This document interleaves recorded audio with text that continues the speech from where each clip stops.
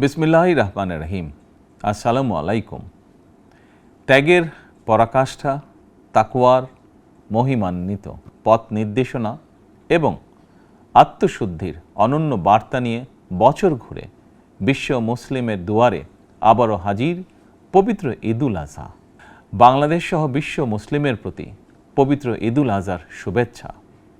দল, মত, ধর্ম, বর্ণ নির্বিশেষে দেশবাসীকে পবিত্র ঈদের শুভেচ্ছা জানাই। ঈদ মোবারক।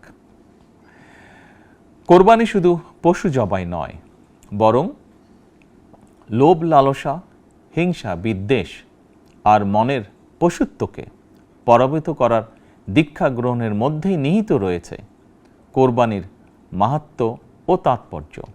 আল্লাহর শ্রেষ্ঠত্ব ঘোষণা করে নিজেকে আল্লাহর কাছে সমর্পণের এই উৎসব আমাদেরকে ত্যাগের মহিমায় উদ্ভাসিত করবে, সত্য সুন্দরের দিকে ধাবিত করবে।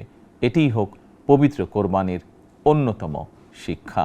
প্রিয় দেশবাসী, যাদেরকে আল্লাহ এবছর কোরবানি করার সামর্থ্য দিয়েছেন, তাদের প্রতি আমার বিনীত আবেদন, এবছর যাদের পশু কোরবানি দেওয়ার সামর্থ্য হয়নি, তাদের সঙ্গে কোরবানির পশুর মাংস ভাগাভাগি করে নিন। এটিও কোরবানির আরেকটি অন্যতম শিক্ষা। প্রিয় দেশবাসী, আপনাদের প্রতি আমার বিনীত আহ্বান, কোরবানির চামড়া যথাযথ প্রক্রিয়ায় সংরক্ষণ করুন। কোরবানির পশুর রক্ত ও বর্জ্য পরিষ্কারের ব্যাপারে পরিচ্ছন্নতা কর্মীদের সহায়তা করুন দয়া করে। যথাসম্ভব নিজেরাও পরিচ্ছন্নতা অভিযানে অংশ নিন সম্ভব হলে, যাতে কোরবানির দিনই সংশ্লিষ্ট স্থানগুলো পরিষ্কার পরিচ্ছন্ন করে ফেলা যায়। পবিত্র ঈদে কায় মনোবাক্যে আল্লাহর দরবারে প্রার্থনা, তিনি যেন আমাদের মাতৃভূমিসহ সমগ্র মুসলিম বিশ্ব ও মানব জাতির জন্য শান্তি, নিরাপত্তা ও স্থিতিশীলতা দান করেন।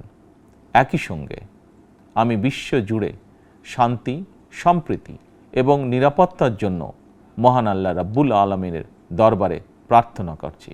প্রিয় দেশবাসী, আবারও আপনাদেরকে ঈদুল আজহার শুভেচ্ছা জানাই। ঈদ মোবারক।